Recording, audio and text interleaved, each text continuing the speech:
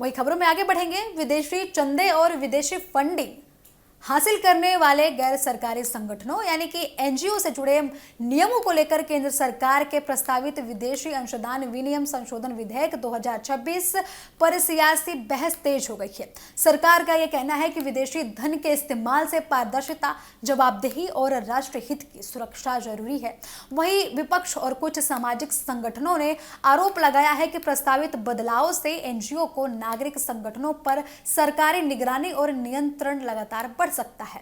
आपको बता दें कि एफसीआरए यानी कि विदेशी अंशदान विनियम अधिनियम वो कानून है जिसके तहत भारत में विदेशी स्रोतों से मिलने वाले चंदे और आर्थिक सहायता को नियंत्रित किया जाता है। विदेशी धन हासिल करने वाले पात्र संगठनों को इसके तहत पंजीकरण या फिर अनुमति की जरूरत होती है।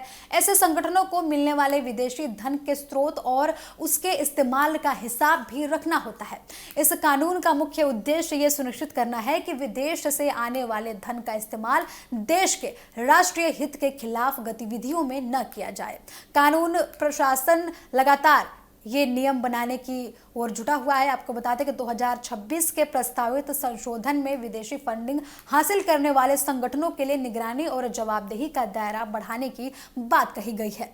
नए प्रावधानों में विदेशी चंदे के प्रस्तावित अंतिम स्रोत यानी कि पैसा आखिर किस व्यक्ति या फिर किस संस्था से आया था, इसकी जानकारी महत्वपूर्ण बनाया गया है। इसके अलावा संगठनों के प्रमुख पदाधिकारियों और उनके संभावित लगातार जो विदेशी संबंधों की भी जांच की जाएगी। और वहीं आपको बता दें कि विदेशी धन का इस्तेमाल किस उद्देश्य और किन क्षेत्रों में किया जा रहा है, इस सभी मुद्दों पर स्पष्ट नियंत्रण की बात सामने आई है। प्रस्तावित विधेयक का एक महत्वपूर्ण पहलू उन संपत्तियों से जुड़ा हुआ है जिन्हें विदेशी अंशदान बनाया गया है। विधेयक में ऐसी स्थिति के लिए व्यवस्था प्रस्तावित है जब किसी संगठन या फिर विदेशी अंशदान संबंधित पंजीकरण समाप्त हो जाता है। प्रस्तावित व्यवस्था के तहत आपको बता दें कि एक नामित प्राधिकरण ऐसी संपत्ति के प्रबंधन और नियंत्रण से जुड़ी भूमिका निभा सकता है। इसी प्रावधान को लेकर विपक्ष और कुछ संगठनों की ओर से गंभीर सवाल उठाए जा रहे हैं। केंद्र सरकार का यह कहना है कि विदेशी फंडिंग के मामले में पारदर्शिता और जवाबदेही जरूरी है।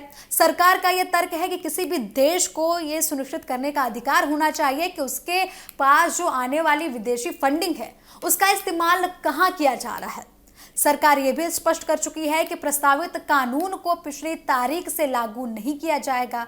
गृह मंत्री अमित शाह ने राजनीतिक और धार्मिक संगठनों से जुड़े प्रतिनिधियों की चिंताओं के बीच इस संबंध में आश्वासन दिया है। सरकार का यह कहना है कि विधेयक किसी विशेष धर्म, समुदाय या संगठन को निशाना बनाने के लिए नहीं है, बल्कि विदेशी धन के इस्तेमाल की निगरानी और व्यवस्था को मजबूत करने के लिए लाया जा रहा है।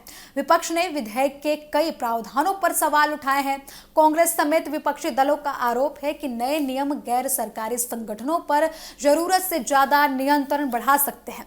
कांग्रेस महासचिव केसी वेणुगोपाल ने विधेयक का विरोध करने की बात कही। विपक्ष का यह कहना है कि सामाजिक क्षेत्र, शिक्षा, स्वास्थ्य, मानवाधिकार और राहत कार्यों में काम करने वाले संगठनों के लिए नए नियम अतिरिक्त मुश्किलें पैदा कर सकते हैं। वहीं आपको बता दें कि कुछ संगठनों की चिंता यह भी है कि अगर सरकार को विदेशी फंड से बनी संपत्तियों के संबंध में ज्यादा अधिकार मिलते हैं तो वे इससे लंबे समय से सामाजिक और धार्मिक कार्य कर रहे संस्थानों पर असर पड़ सकेगा। तो आपको बता दें कि एफसीआरए संशोधन को लेकर कुछ ईसाई संगठनों ने भी अपनी चिंताएं सरकार के सामने रखी। इन संगठनों को आशंका है कि विदेशी सहायता से बने स्कूल, अस्पताल, अनाथालय और धार्मिक संस्थानों से जुड़े कामकाज पर नए नियमों का असर पड़ सकता है।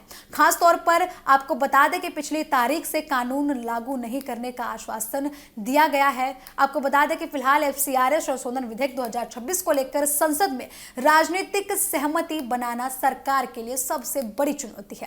विपक्ष इसे लगातार विपक्ष की तरफ से विरोध जताया जा रहा है, जबकि सरकार इसे विदेशी फंडिंग के लगातार उससे जोड़कर देख रही है कि अगर किसी संस्थान या फिर एनजीओ को विदेशी फंडिंग होती है तो उसका पूरा ब्यौरा, पूरा ऑडिट उस एनजीओ को सरकार के सामने रखना होगा।